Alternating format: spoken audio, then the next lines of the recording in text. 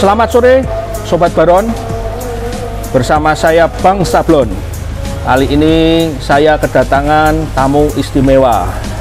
Beliau adalah pemilik sekaligus pendiri dari Bengkel Print Indonesia. Saya perkenalkan Bapak Tio Budi. Selamat sore teman-teman. Mari ini Pak Tio, ya. Diperkenalkan dulu, memperkenalkan diri dulu. Nama, jabatan. Selamat sore teman-teman. Kenalin, nama saya Tio Budi. Saya dari Bengkel Print Indonesia yang berdomisili di Surabaya. Ya, ini Bapak Tio Budi dari Bengkel Print Indonesia. Ya, sebelumnya saya mau sedikit tanya-tanya ini Mas Tio. Siap. Saya panggil Mas Tio. Kita sudah kenal cukup lama. Ya, Ko Erwin. Dari awal juga saya tahu Mas Tio itu dulu kan karyawan, betul ya? Iya. Dulu karyawan, sekarang bisa menjadi salah satu pemilik dari produk yang cukup dikenal di Indonesia. Gitu ya. Bisa nggak diceritakan? Iya. Itu sejarahnya gimana tuh dari Sejarahnya karyawan bisa jadi seperti ini? Sedikit cerita, berarti tarik benang ke belakang ya, Ko Erwin ya. Jadi dari 2005 itu sempat kerja ikut orang sampai 2011. Berarti berapa tahun ya? 6 tahun. 6 tahunan ya. Jadi 6 tahun itu sebetulnya ada banyak fase. Jadi kerja itu nggak langsung posisi langsung di atas gitu. Namanya orang kerja itu mesti posisi dari bawah, belajar A, B, C, D, E, F gitu. Jadi ada banyak hal yang saya pelajari, mulai dari teknis, jadi teknisi pernah, terus jadi sales juga pernah, terus paling pokok ini Ko Erwin, sebenarnya kerjaan saya itu jadi tim develop. Jadi membuat suatu produk untuk di-develop yang bisa digunakan teman-teman untuk produksi, khususnya di digital printing waktu itu. Jadi cukup lengkap ya, jadi cukup lengkap, udah mulai dari banyak hal, bahkan sampai mungkin dipromosikan jadi ya barisan orang penting gitu ya. Tapi suatu titik mungkin orang mungkin butuh sesuatu yang baru gitu ya, sesuatu yang baru. Dan waktu itu yang saya masih inget banget, saya resign itu pamit baik-baik sama bos-bos saya, bahwasanya saya mau mandiri nih kok, saya mau mandiri Pak, mohon nanti dibantu, ada banyak hal yang kita belum bisa, tolong dibantu. Jadi kalau banyak orang pamit ya sudah selesai, kalau saya enggak, saya pamit tapi masih komunikasi, karena ada banyak produk-produk yang saya juga masih ada hubungannya, seperti itu. Jadi 2011 sampai sekarang lah kok. 2011 ya. Bengkel Print 2011. 11 tahun sekarang 11 tahun. Bengkel Print mengudara. Ya. Sudah cabangnya banyak di mana-mana, bahkan sampai di luar-luar pulau. Ini orang hebat ini. Sebetulnya kalau cabang baru satu. Cuman memang jaringan kita bikin jaringan distributor. Jaringan distributor, tapi karena mungkin orang kenalnya Bengkel Print, jadi ada Bengkel Print Jember, Malang, Jogja, Semarang, dan lain-lain itu mereka pakai nama Bengkel Print. Jadi memang lebih dikenalnya pakai nama Bengkel Print. Gitu. Sedikit tanya, banyak orang setelah bekerja itu ikut orang jadi karyawan, itu kan terjebak di zona nyaman. Ya, betul. Ya. Betul. Anda kok berani menjadi entrepreneur itu kan, menjadi pengusaha itu kan betul, karena nggak mudah. Betul, karena mungkin ada banyak juga teman-teman saya yang habis keluar kerja mau berdikari, mau mandiri, alhasil setelah 1-2 tahun balik lagi kerja bareng lagi di satu perusahaan yang sama. Ya ada, saya ngeliat gitu, tapi kalau ngomong kok berani atau yang bagaimana, sebetulnya waktu itu peluang saja ya, peluang. Zamannya DTG, karena saya itu orang develop di perusahaan. Nah DTG ini kayaknya sama perusahaan saya kurang terlalu dilirik, karena waktu itu kan banyak banget trouble kan. Ketika bikin sebuah mesin DTG itu trouble, mungkin pikirnya wah ini malah nanti nimbulin masalah. Tapi waktu itu mungkin waktu waktu itu masih single juga. Masih single. Jadi belum ada tanggungan ya. Nggak ada tanggungan, jadi etong-etong punya gairah lebih ya saya berani terjun langsung. Gitu. Jadi memang sebetulnya nggak enak juga ya, namanya mungkin kok Erwin juga ngalamin lah yang namanya orang mandiri awal-awal itu nggak enak. Jadi dari awal memang nggak langsung buka, langsung untung. Justru malah buka tombok dulu. Tapi di satu titik itu tadi masih single. Terus yang kedua kepepet jatuhnya. Kalau namanya udah ngedrop kepepet. Nah, kadang orang kepepet itu justru malah timbul inovasi. Orang kepepet itu kadang timbul keberanian untuk action. Jadi kebanyakan orang itu ada banyak ide, tapi mereka tidak mau eksekusi. Kalau saya lebih memilih orang yang punya satu ide, tapi mereka mau eksekusi. Tidak cuman omong, tapi action. Nah, itu mesti action sebetulnya. Poin besarnya adalah action. Dan the power of kepepet tadi ya. The power of kepepet, betul. Tapi luar biasa loh. Mulai dari karyawan sampai sekarang bisa menjadi seperti ini. Anda pernah nggak mengalami masa susah? Masa sulit itu pernah nggak? Seperti apa itu kalau kalau masa susah, masa sulit pasti awal-awal ya. Awal-awal bisnis itu yang tadi saya cerita. Dipikirnya orang bisnis itu idenya di kepala mau langsung eksekusi itu langsung bisa cuan. Nah, ternyata nggak cuan. Justru malah loss. Nah, cerita aja nih, sampai saya ngontrak tempat bisnis saya itu yang baru itu bayarnya nyicil per bulan. Sampai titik itu karena memang sudah nggak ada uang, teman-teman. Sudah nggak ada uang, tapi ya namanya jalan Tuhan. Ternyata yang punya kontrakan juga baik. Jadi ternyata tahun pertama saya kenal Ko Erwin tahun kedua. Tahun kedua ya. Tahun kedua karena Ko Erwin main ke bengkel print itu setelah pindah 2012 sepertinya ya. Nah, betul ya. 2012. Betul kayak gitu. Iya. Nah, sekarang ini kan Anda sudah cukup dikenal. Bahkan brand Anda itu Rikat Local Pride. Rikat Local Pride. Rikat itu apa sih? Rikat itu sebetulnya makna yang paling sederhana aja ya. Sebenarnya kalau riket sendiri itu dari obrolan kecil. Ini mau kasih merek apa ya? Kalau dulu ngomongnya merek ya. Ngomongnya merek, kasih nama apa ya? Merek apa ya?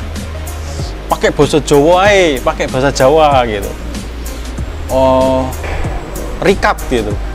Rikatnya bahasa Jawa itu kan RIKAT. Ya. Nah, terus rikat itu bergegas atau segera. Untuk ceket satset gitu ya. Satset, nah, cuman biasanya roto perlu ke Inggris dikit, makanya diplesetin. Cuman di bahasa Inggrisnya pun sebetulnya itu juga ada maknanya. Panjang kalau cerita panjang. Googling aja arti riket lu panjang udah.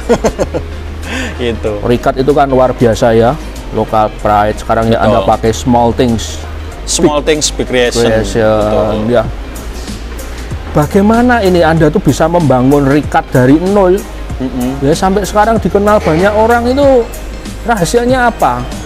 Ini kan banyak sobat baron yang ingin tahu. Wah ya, jadi kalau mungkin jadinya kalau ngomong Riket berarti ngomongnya persepsi namanya. Persepsi. Betul. Jadi kalau ngomongin zaman dulu ya, awal-awal itu DTG itu apa? Persepsinya orang nanti top komennya apa? Rikat gitu. Jadi kalau ngomongin Riket dulu kok banyak orang kenal, tentunya sekarang kan sudah di 4.0. Kita bukan lagi di 1.0. Kalau 1.0 itu biasanya ngomonginnya tuh produknya. Produk, harga, pricingnya seperti apa. Tapi kalau 4.0 lebih ke digitalisasi, masuk pikiran, alam bawah sadar ya. Jadi kalau ngomongin Riket sebetulnya yang kita tonjolkan sebetulnya kalau kesehariannya itu fungsinya apa, berpengaruh, berdampak apa, baru nanti muncul Riketnya sebetulnya seperti itu. Seperti orang kalau ngomong air dalam kemasan itu pasti ingatnya Aqua seperti itu. Nah, konsepnya itu. ya. Konsepnya seperti itu. Jadi kadang orang itu sekarang jualan produk itu yang fokusin adalah produknya. Tapi bukan produk ini bisa menjadi apa di mata konsumen. Nah, yang kita kembangin nih contohnya di channel YouTube ini udah 4.0 kok. Tujuannya Baron Putra sebagai sablon atau ingat Baron. Nah, itu salah satu tagline yang mesti dikembangin supaya orang nanti ketika orang ngomongin sablon Baron Putra kayak gitu. Nah, itu sama yang dilakukan sama Riket. Satunya adalah edukasi ke customer, sebuah mesin itu perawatannya gimana, hasilnya, settingnya seperti apa, itu dulu. Nggak langsung ngomongin Riket. Kalau Baron mungkin bisa cara nyablon itu seperti menggunakan screen berapa. Kita bikin edukasi kayak, seperti itu ya. Ya kayak Mas Rodek sering edukasi. Nanti otomatis kalau orang milih pengen sablon, wah inget Baron. Mantap itu tagline-nya. Inget sablon, inget Baron. Nah, kita ini banyak belajar dari sesepuh. Waduh, sesepuh. Nah, Anda ini kan develop begitu banyak printer ya. Iya. Apa dulu DTG, zamannya masih DTG. Betul. Sekarang DTF, lalu Anda saya lihat tuh banyak ada UV. Improve UV. Ini itu idenya dari mana? Apa Anda puasa dulu lalu muncul? Itu idenya bagaimana?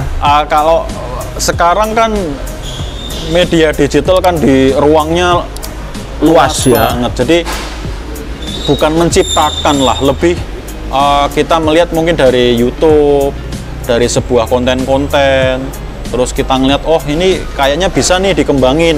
Nah, cuman kayak model ATM aja sih, mengamati, tiru, dimodifikasi. Jadi biar kita punya identitas saja. Kalau pure ide dari nol kayaknya agak susah karena persaingannya udah terlalu ketat. Jadi mau nggak mau apa yang sudah ada sekiranya bisa dipermudah untuk calon customer ya kita develop, kita amati, kita tiru, apa yang tidak baik kita buang, kita tambahkan sesuatu yang lebih bermanfaat. Ya betul. Jadi kita kasih inovasi baru lah seperti itu. Nah, ke depan ini kan era bisnis itu kan persaingan semakin ketat. Betul. Ya. Untuk Bengkel Pin sendiri apa visi misinya nanti ke depan supaya bisa lebih berkembang? Misi visi sebetulnya kalau dari perusahaan udah misi visi internalnya sama tim udah ada, tapi kalau terobosan ya lebih ke terobosannya seperti ini kan tagline Riket ini kan baru di tahun 2021. Itu tujuannya setelah pandemi sebetulnya local pride itu tadi. Local pride itu untuk kebanggaan nasional produksi Indonesia. Dalam negeri. Nah, tagline yang small things big creation ini target kita sebetulnya bisa go advance lah. Kita advance lah. Makanya mulai mau merambah, kalau bisa masuk ke Batam nanti bisa ke Malaysia, Singapura ya. Gitu. Go internasional ya. Tapi pakai mesin Riket. Betul, karena sama lah di luar negeri juga orang invest mesin yang puluhan juta. Ya banyak, tapi segmen yang di bawahnya saya kira juga masih banyak juga karena banyak orang luar yang masuk ke Indo nyari mesin Riket. Nah, kenapa enggak kalau kita mulai gali lagi? Sebenarnya tertunda aja ya karena kemarin kan ada apa? Pandemi. Jadi ini udah mulai longgar otomatis. Gaspol lagi. Ya, mulai kita cicil-cicil, siapa tahu nanti ya waktu yang tepat kita bisa langsung action ke sana. Nah. Yang penting nyicil aja aku. Betul. Nyicil. Riket itu kan sekarang brandnya sudah besar, sudah dikenal di masyarakat di mana-mana. Ya, bagaimana kiat Anda itu menjaga brand Anda tetap menjadi yang teratas? Gitu ya. Yang kita lakukan sekarang lebih menjaga after sales sih kok. Kalau masalah develop, tim tetap develop terus. Tapi setelah itu memang kita kayak contohnya yang kita real real melakukan adalah dari support teknisi. Jadi yang biasanya itu di jam kerja jam 9 pagi sampai 5 sore, kita ningkatin support teknisinya sampai 8 malam, dan bahkan setelah hari raya ini kita mau ningkatin sampai jam 10 malam. Luar biasa. Gitu. Jadi standby di kantor tuh, karena customer kan kalau mesin kecil kan lumayan banyak. Berarti jadi untuk teknisi sampai jam 10 malam. Sampai 10 malam standby untuk bantu computerize. Buat sobat baron yang mau beli mesin DTF, DTG, luar biasa supportnya.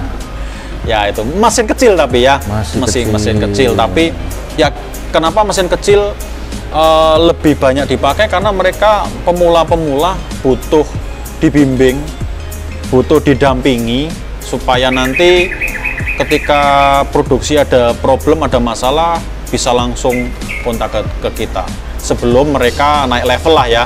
Mesti kan mesin kecil itu jadi awalan, ketika orderannya sudah mulai meningkat, mau nggak mau sebenarnya harus harus upgrade. Gitu.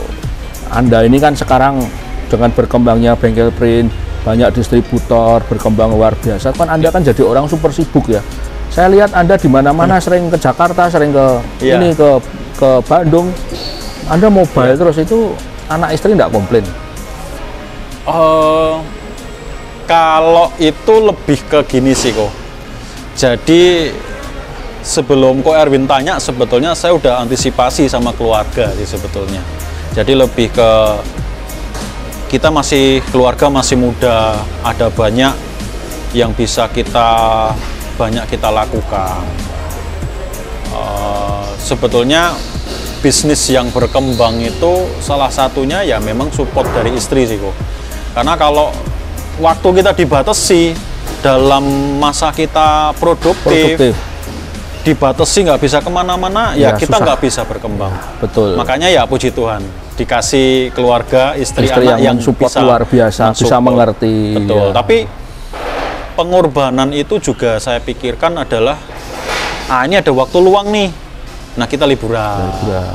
Kalau Sabtu Minggu di rumah, kadang kita ya keluar kota. Hanya cuma pengen keluar makan bareng gitu, karena memang family time ya, itu family penting. Time, betul.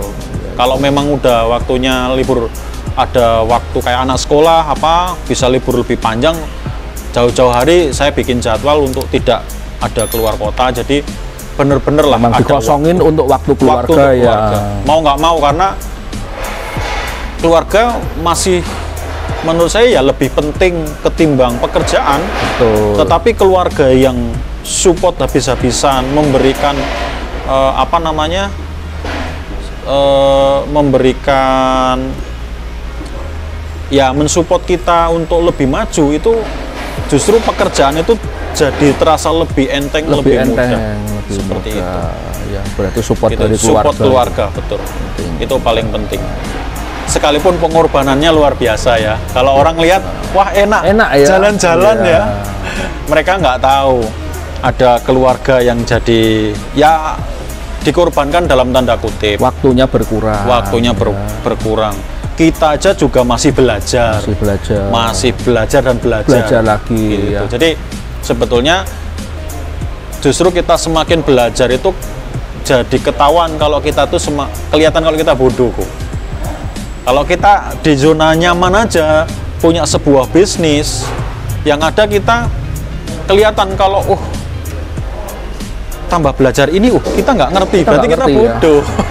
Ya. Gitu. Jadi ini baru sih buat saya, semakin belajar kelihatan kita semakin bodoh. Gitu.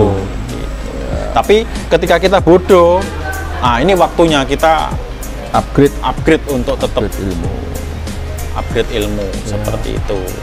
Baik, terima kasih ini sudah meluangkan waktu untuk Sobat Baron berbagi, berbagi motivasi, juga ilmu. Ya, kuncinya tadi yaitu yang pertama, tidak boleh cuma omong doang, mesti action. Sedikit ide, tapi di actionin, daripada banyak ide tidak di action, sama sekali nggak action. Itu gitu. Sobat Talk and Do. Ini acara kita namanya Talk and Do.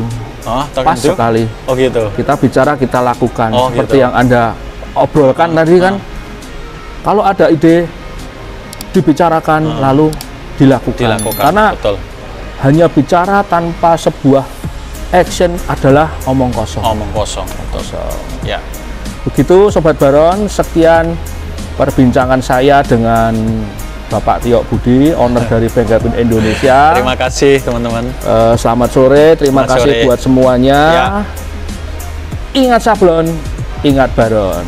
Semangat.